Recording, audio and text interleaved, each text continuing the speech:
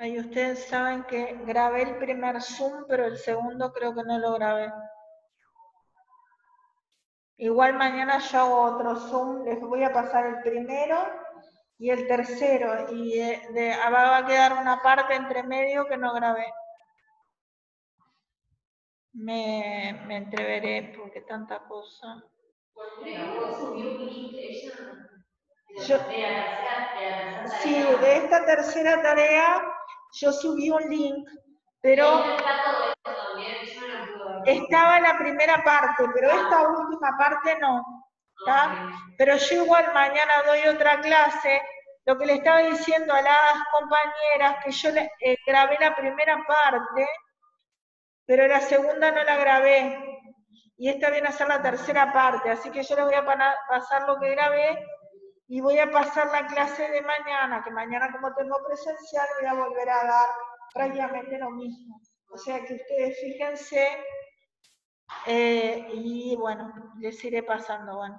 Creo que no me quedó grabada, les digo, porque creo que ahora sí estoy grabando, pero creo que la segunda parte no me quedó grabada. Me quedó grabada la primera. Bueno, les decía entonces, voy a leerles una parte. El hablante Gil movió las cuerdas vocales, ¿tá? Que son dos pequeños músculos en la laringe. ¿Tá? Bien, y dice que en lugar de realizar la reacción R práctica o manual, fue esta la versión, ¿tá? Ella realizó estos movimientos vocales, es decir, la reacción hablada, ¿tá? Que sustituye la otra, ¿tá? Que es la que representa con la R minúscula. ¿Tá? En suma, entonces, Gil, como hablante, tenía no solo una, sino dos posibilidades de reaccionar frente al estímulo, con la reacción práctica, o la reacción lingüística sustituyente. ¿Tá? Ella optó, porque obviamente no podía saltar la cerca, ¿tá? Realizar la reacción lingüística sustituyente. ¿Tá?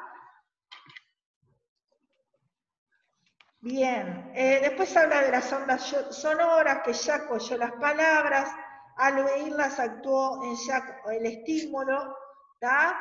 Lo vemos correr, alcanzar la manzana, colocarla en la mano de Jill, como si el estímulo, hambre, manzana, de Jill hubiera actuado sobre él mismo. Un observador de otro planeta que no conocía la existencia del lenguaje hubiera llegado a la conclusión de que en alguna parte el cuerpo de Jack había un órgano sensorial que le decía: Jill tiene hambre y ve una manzana que está allá arriba.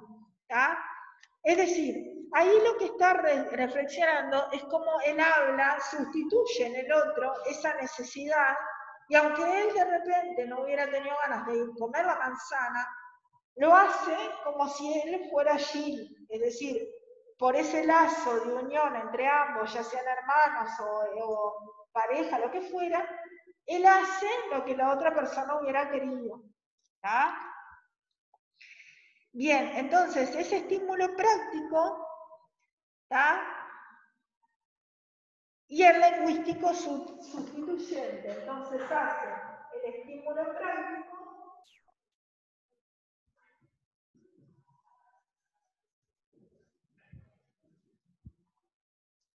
¿tá?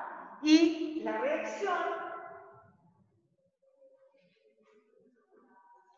y el estímulo lingüístico sustituyente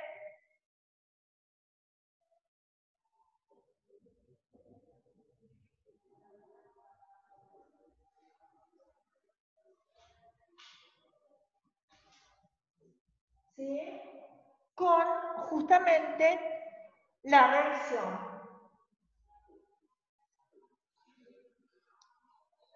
Es evidente que la relación entre los movimientos vocales de Jill y la percepción auditiva de Jack está sujeta a muy poca incertidumbre y variación, ya que es simplemente un problema de ondas sonoras que pasan a través del aire.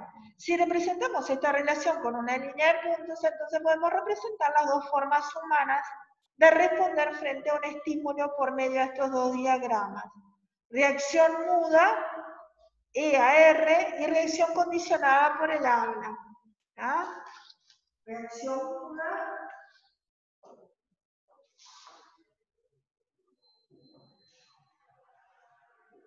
El estímulo y la reacción, ¿tá? Y el estímulo lingüístico sustituyente. ¿Tá? El estímulo y la reacción. ¿Tá? Y dice que la relación entre los movimientos vocales y la percepción auditiva está sujeto a muy poca incertidumbre y variación, ya que es simplemente un problema de ondas sonoras que pasan a través del aire. Si representamos esta relación con una línea de puntos, entonces podemos representar las dos formas humanas de responder frente a un estímulo por medio de estos dos diagramas. ¿Ah? Reacción muda, que sería igual a esta, y reacción. Profe, ¿qué son los estímulos y la reacción también iría dentro de la pregunta 4? Sí, no. Estamos en la 5, todo el trabajo es Luffy. Estaría sintetizando el pensamiento de Luffy. El pensamiento de Luffy, que lo dijimos al comienzo, prioriza el habla sobre la escritura.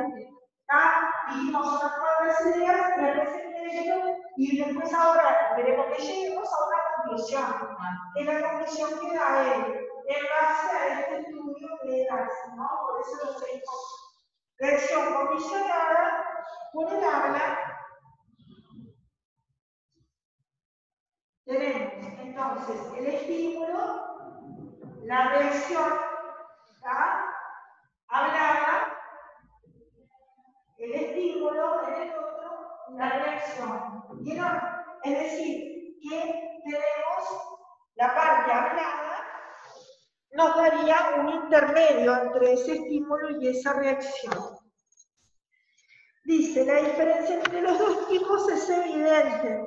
La reacción muda ocurre siempre en la misma persona que tiene el estímulo, y la persona que recibe ese estímulo es la única que puede responderlo. ¿Tá? La respuesta, por tanto, está limitada a las acciones que pueda realizar el que recibe el estímulo. En contraste con esto, la reacción condicionada por el habla puede ocurrir en una persona que no ha recibido el estímulo práctico. La persona que recibe un estímulo puede impulsar a otra persona a responder, y esta otra persona puede estar en condiciones de hacer cosas que el hablante no puede. ¿Ah? ¿Queda? Eso pasa en cualquier cosa, ¿no? Desde que, no sé, le pedís a alguien, a tu pareja, lo que sea, que vaya a buscar algo, es el mismo a un supermercado, ahí sustituiríamos lo que sería ir a buscar algo de la naturaleza por ir a buscar algo del supermercado. Sería el mismo ejemplo. ¿Está? Bien. Creo que esto quedó entendido, ¿no es cierto? Sí. Bien. Lo que él llega después más adelante son a los beneficios de la lengua, ¿tá? Y llega a unos cuantos puntos que sería como la suerte de conclusión de lo que fue este estudio, que lo que ha llegado él a entender, ¿no es cierto? Las conclusiones que él llega son, dice, los distintos medios por los cuales recibimos beneficio de la lengua son tan obvios que solo necesitamos mencionar unos pocos. Nosotros podemos difundir sucesivamente la comunicación a través de distintas personas.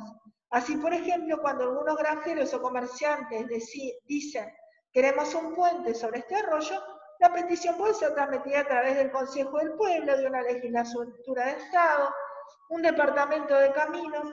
Fíjense cómo estas reacciones y aquello del habla se puede extender mucho más y tener varios intermediarios, como dice acá, ¿no?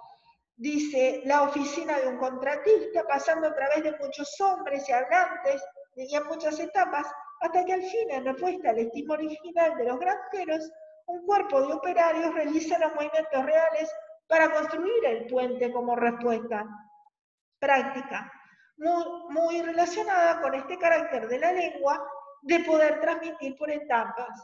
Esta su abstracción, las etapas por las que pasa el habla, entre los estímulos prácticos y la respuesta práctica, no tienen un efecto práctico inmediato.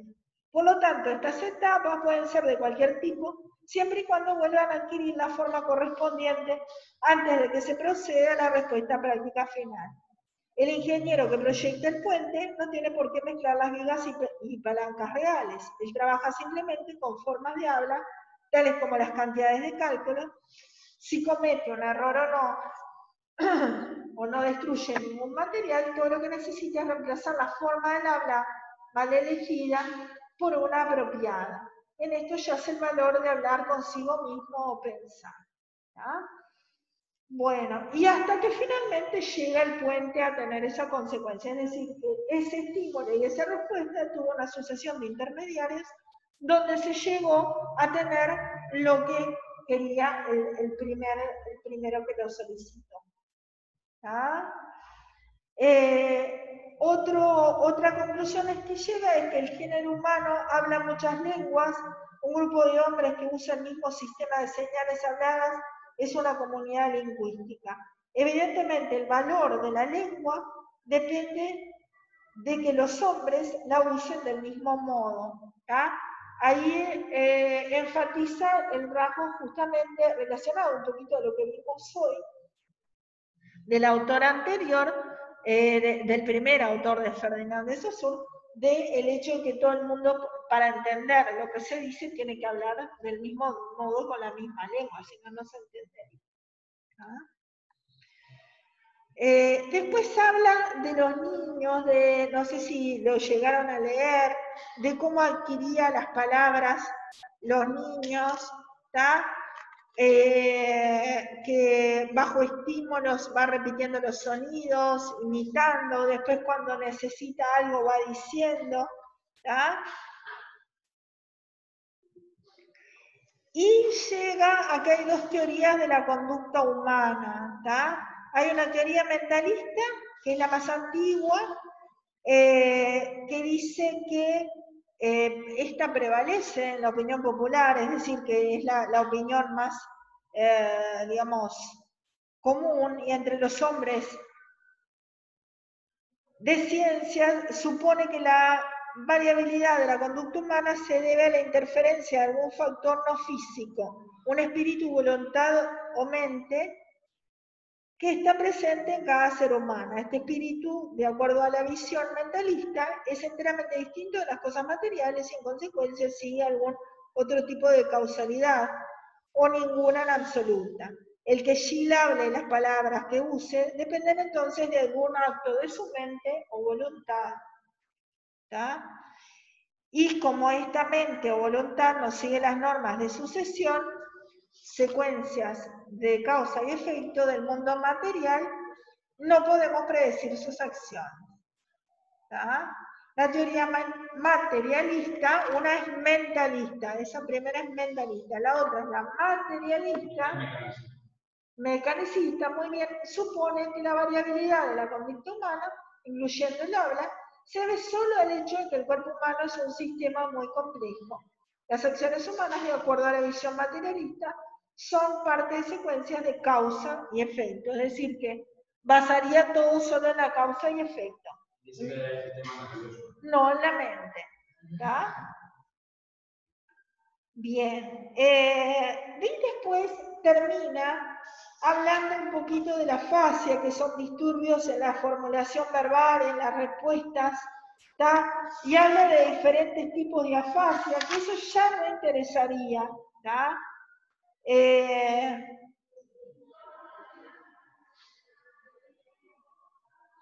También se extiende en hablar después de las acciones, de la expresión facial, la mímica, el tono de voz, el manejo insignificante de los objetivos, la gesticulación, ¿tá? Y dice que la lengua es el más simple y el más fundamental de nuestras actividades sociales. ¿tá?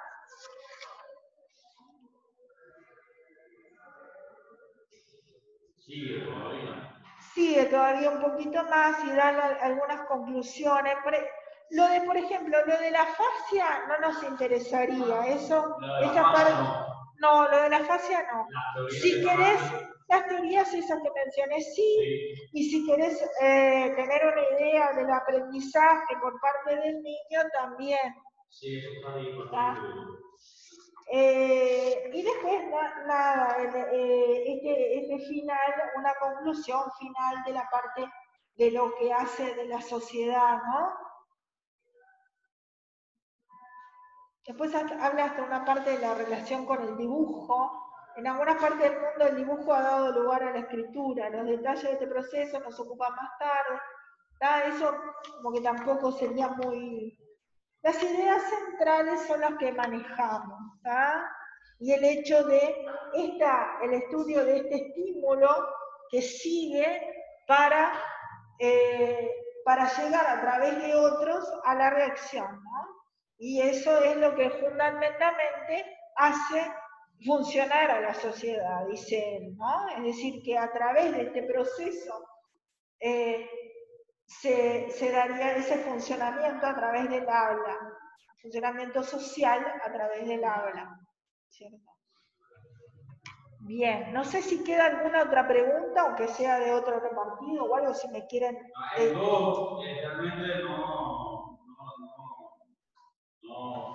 no sé, no he visto nada. Una cuestión del 2.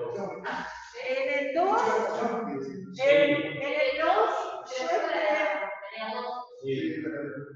el 2 le corregí, se le mandé la corrección a ustedes. Sí, le mandé. Usted dice que subió a la página el... ¿Subió? Sí. Yo esperaba Está la tarea 2, porque el día, recuerdan que el día lunes pasado fue feriado. Sí. Entonces yo subo la corrección y cualquier lugar a veces en la clase siguiente.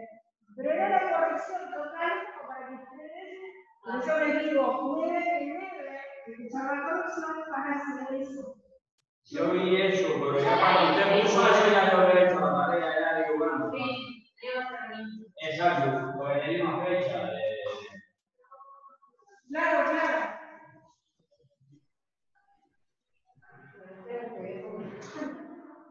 Si quieren que les diga igual alguna idea general de lo que hablamos con lo de Chomsky, no tengo problema, obviamente. De forma general, sí, más o menos, algo para centralizar el tiempo. Ahí va. Bien. Pero miren que está el repartido, sí, lo que yo dejé.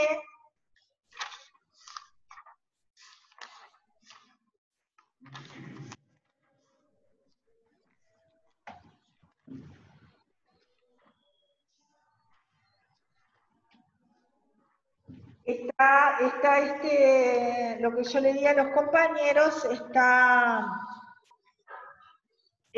grabado, digo, pero más allá de eso,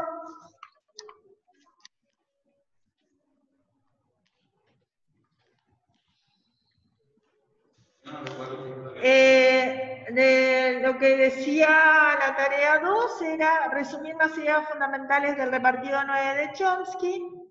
Recordemos realizar una introducción, un desarrollo y una conclusión del tema. ¿Ya? Después expresar su opinión, la pregunta 2 decía expresar su opinión sobre dichas ideas, si las comparte o no, justificar. ¿Ya? Puede compartirlas parcialmente, explicar y justificar. Con esto yo les decía, obviamente, que siempre que ustedes están haciendo un resumen y se pide un resumen, sería lo que dice el autor.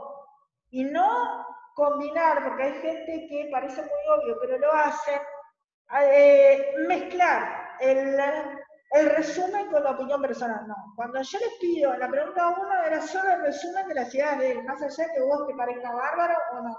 ¿Tá? Tratar de poner resumido en tus palabras, pero lo que piensa el autor. La pregunta 2 sí era algo subjetivo.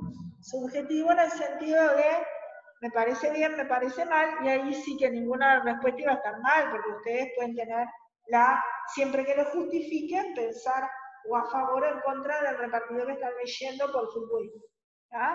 Eso sí, justificarlo como en un nivel terciario, ¿no? Es decir, fundarlo, podrían, hubo algún compañero que sacó también algún otro autor a la luz, etcétera, como para rebatir ese día, no, yo comparto más la idea de fulanito, menganito, o yo pienso por mi experiencia personal, voy a decir algo de, en fin, alguna experiencia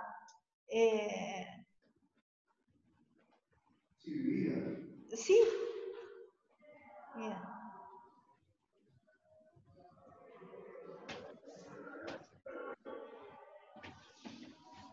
Espera que lo voy a, estoy creando a mi hijo menor. ¿Cómo? Sí, pero mira que es obligatorio tener abierto, igual más vale pasar frío a contagiar. Bien, les decía, la número 3, bueno, la número 3 es la más fácil, o tienen dudas de cuál, ¿tiene dudas de la acentuación o...? No, de forma general la situación, la idea de lo que Trupi, o sea, lo que tipo como Trupi, que vimos la idea central, todo lo que tiene que ver con el cerebro, el tema de lo que es individual, de lo que es colectivo, por ahí anda la cosa. Sí. Mira, el objetivo de este trabajo es intentar reintroducir en el estudio del lenguaje las cuestiones que no fueron, que fueron centrales para el pensamiento occidental. Las cuestiones acerca de la naturaleza y el origen del conocimiento. Este enfoque se ha ocupado de asimilar el estudio del lenguaje en las ciencias naturales. ¿Tá?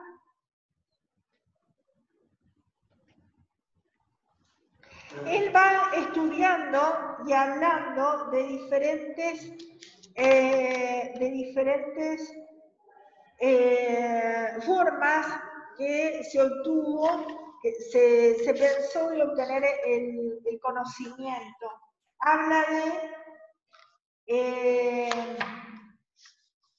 del estudio que hubo en la época de Sócrates, que Sócrates le hacía preguntas a un esclavo y él tenía un conocimiento, él después lo llama el problema de Platón, ¿no es cierto?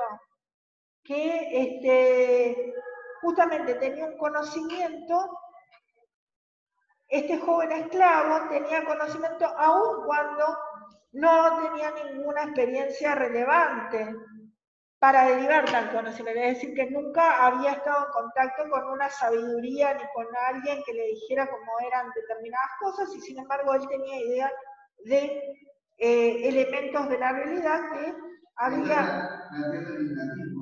Exacto. Por la manera, él llegó a la idea que, bueno, igual tenía ciertas ideas, aunque no lo hubiera aprendido de una forma formal.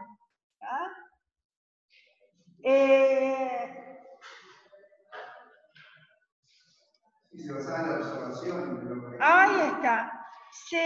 La idea de la respuesta 4, que es inútil intentar predecir lo que un niño dirá, se relacionaba al hecho de que el lenguaje es un sistema que hace un uso infinito de medios finitos. Es decir, que es imposible determinar exactamente lo que va a contestar, porque justamente hay una infinitud en cuanto a las posibilidades que pueda decirse. Esa era la 4, ¿no es cierto? Bueno, y ahí en Chomsky, les digo, después mencionaba Descartes. Hablar ahí porque me parece que esa yo no la respondí. Yo entendí que el niño era impredecible lo que él podía decir porque al introducirle datos en el idioma japonés y no haber estado el niño en contacto con ese tipo de idioma, era imposible que él pudiera responder. No, pero no, en esa parte no hablaba del idioma japonés, hablaba no, hablaba en general. La pregunta era en general. La pregunta que yo formulé era en general, sí, ¿no? porque es impredecible decir lo que un niño va. O sea. Es porque la respuesta era esa, ¿no? Que hay. El lenguaje es un sistema que hace un uso infinito de los medios finitos, ¿está? Bien. Decía que se puede estudiar los procesos por los cuales los datos sensoriales conducen al cambio del estado mente-cerebro, y también se pueden conocer los procesos por los cuales los datos sensoriales conducen al cambio de ese estado. Pero no se puede estudiar la relación entre los datos sensoriales y la conducta real.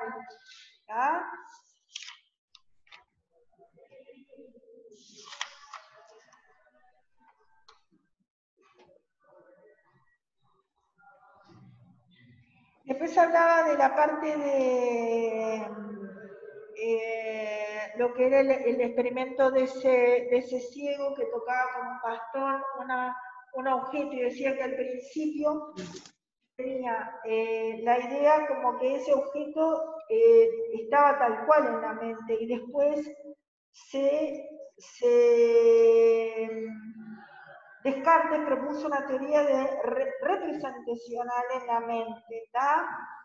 Con este ejemplo del ciego con un bastón, ¿tá?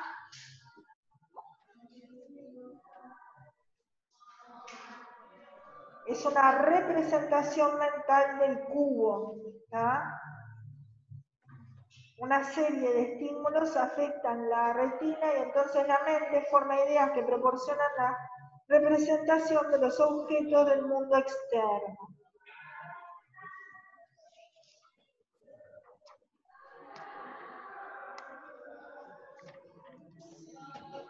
Después, la teoría representacional de la mente, sistema de procesamiento de información que computa, forma y modifica las representaciones. ¿tá? Computar en el sentido de calcular. Después había una parte que decía hace 30 años y lo que él piensa que era real.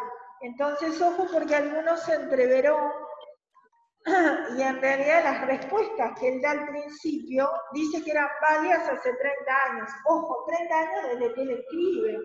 Está repartido, no es de hace 30 años de ahora, estamos hablando de 1995, es decir, que siempre partiendo, bueno, de cuando se está emitiendo el mensaje que da, que antes el conocimiento del lenguaje se pensaba que era un sistema de hábitos, disposiciones y habilidades, y él dice que es un sistema computacional, un sistema de reglas de cierto tipo. El conocimiento del lenguaje es el conocimiento de ese sistema de reglas. ¿tá? La segunda pregunta era cómo se adquiere el lenguaje. Antes, porque condicionamiento, entrenamiento, desarrollo de hábitos o mecanismos de aprendizaje general, tales como la inducción. Y después, él dice que se adquiere el lenguaje, el estado inicial de la facultad de lenguaje determina las reglas y modos de interacción posibles. El lenguaje se adquiere por un proceso de selección de un sistema de reglas de un tipo apropiado en base a la evidencia directa. La experiencia es la que proporciona un inventario de reglas a través del mecanismo de adquisición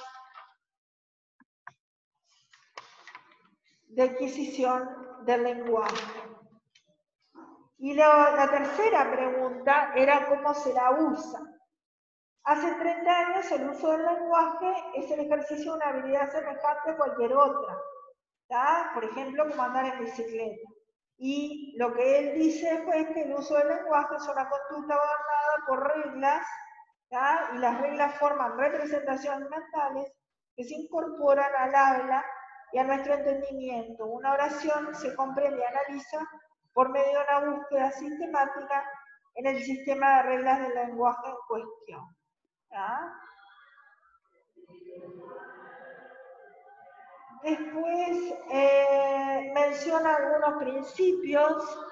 Bueno, ahora quedan de vuelta 10 minutos. Cuando terminemos esos 10 minutos, sí, ya no nos conectamos más porque ya son las 10:22. ¿Tá? Bueno,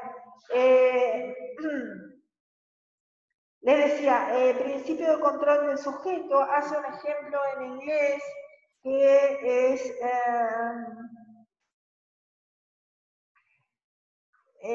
cuando hay una oración subordinada, es entendido como el mismo sujeto que la cláusula principal, ¿no es cierto? Que nosotros siempre tenemos el pronombre relativo que nosotros cuando realizamos un enunciado muy largo y hablamos que, siempre remite el sujeto anterior, lo hacemos instintivamente, ¿no? No sé, el alumno que intervino de manera inadecuada es el mismo que no realizó las tareas 2 y 3, por ejemplo. ¿Se entiende que estoy hablando del mismo? ¿Entienden? O sea, al no repetir, ¿tá?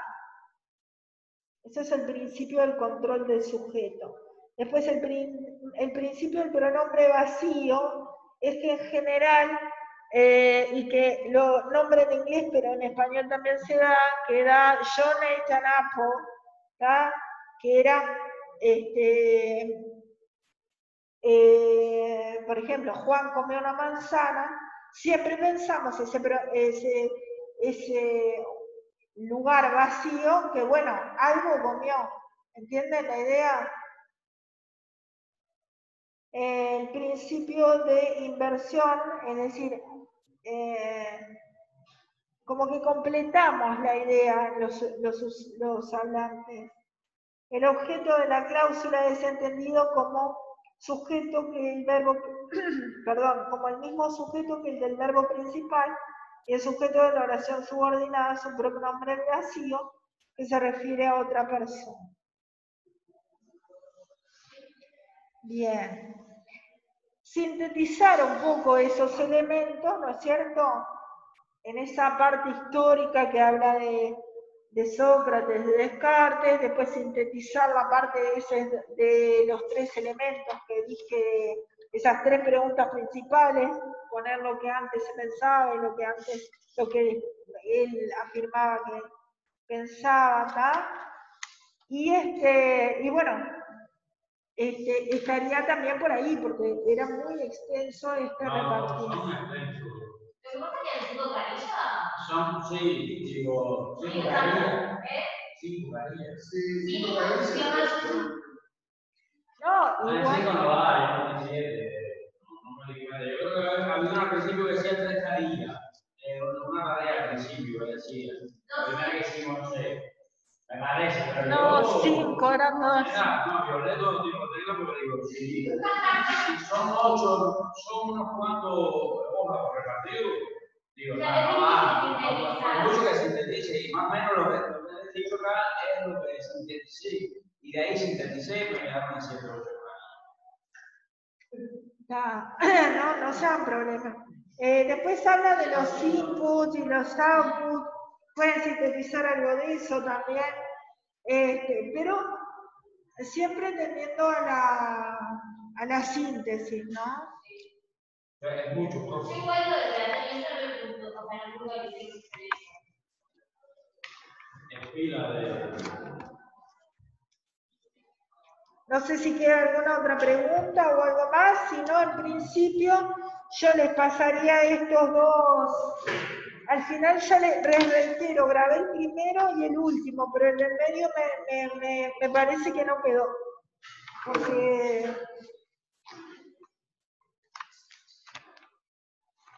Bueno, allí la gente que está del otro lado, ¿tiene alguna duda, alguna pregunta? ¿No? No, profesora. No, profesora, no. Todo bien. Perfecto. Entonces cerraríamos por acá, ¿sí? Bien. Bueno, perfecto. Hasta luego, entonces. Chao, Nos que vemos. pasen bien. En Nos vemos. Chao. Entonces nos vemos Chao. el El lunes. ¿sí? Bien. Que pasen bien. Chao. Gracias igualmente. Chao, Chao. chao.